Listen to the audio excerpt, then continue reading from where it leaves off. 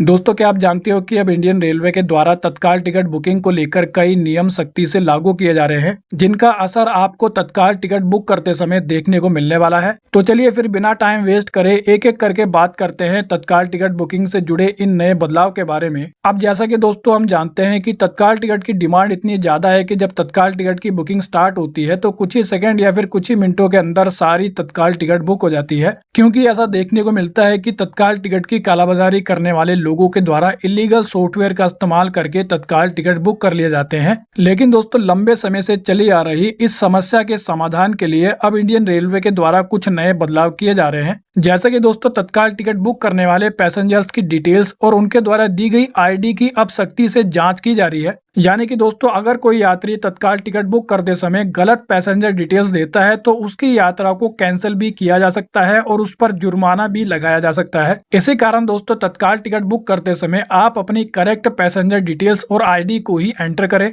इसके अलावा दोस्तों, अब एक ऐसे नए सिस्टम का इस्तेमाल किया जा रहा है जो कि सस्पिशियस बुकिंग पैटर्न को पता लगाने का काम करेगा। यानी कि दोस्तों, जैसा कि मैंने आपको बताया कि तत्काल टिकट की कालाबाजारी करने वाले लोगों के द्वारा इलीगल सॉफ्टवेयर का इस्तेमाल किया जाता है तत्काल टिकट बुक करने के लिए। अब दोस्तों, ये जो इलीगल सॉफ्टवेयर होते हैं वो कुछ ही सेकंड के अंदर काफी ज्यादा फास्ट तत्काल टिकट बुक कर देते हैं। लेकिन दोस्तों, अब रेलवे के इस नए सिस्टम के द्वारा ऐसे आईआरसीटीसी के अकाउंट पर नजर रखी जाएगी जिन आईआरसीटीसी के अकाउंट का इस्तेमाल करके काफी फास्ट तत्काल टिकट बुक की जाती है। अब जैसा कि दोस्तों हम जानते हैं कि किसी भी नॉर्मल इंसान के द्वारा तत्काल टिकट बुक करने में कुछ समय लग जाता है, क्योंकि सबसे पहले आपको ट्रेन को सिलेक्ट करना होता है, उसके बाद आपको कुछ डिटेल्स को एंटर करना होता है और लास्ट में आपको पेमेंट करनी होती है, जिसमें कुछ समय लग जाता है। लेकिन दोस्तों, जो लोग इलीगल सॉफ्टवेयर का इस्तेमाल करते हैं वो लोग केवल कुछ ही सेकंड के अंदर तत्काल टिकट बुक कर लेते हैं। इसी कारण दोस्तों, रेलवे का यह जो नया सिस्टम है वो नॉर्मल स्पीड से भी ज्यादा स्पीड पर बुक होने वाली टिकट बुकिंग पर नजर रखेगा।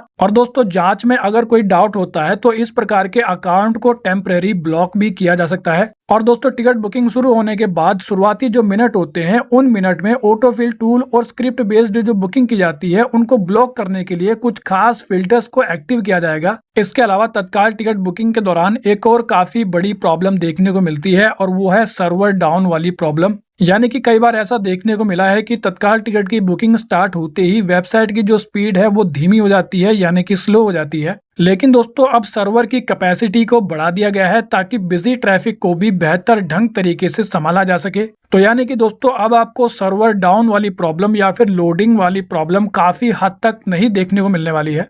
तो कुल मिलाकर दोस्तों, इंडियन रेलवे के द्वारा तत्काल टिकट बुकिंग को लेकर ये जो नए बदलाव किए जा रहे हैं, इन सभी नए बदलाव के लागू होने के कारण अब यात्रियों को तत्काल टिकट आसानी से मिल पाएगा। तो वेल दोस्तों, इस वीडियो में इतना ही। I hope you like the video. तो फिर मिलेंगे अगली वीडियो में, जब तक के लिए जय हिंद।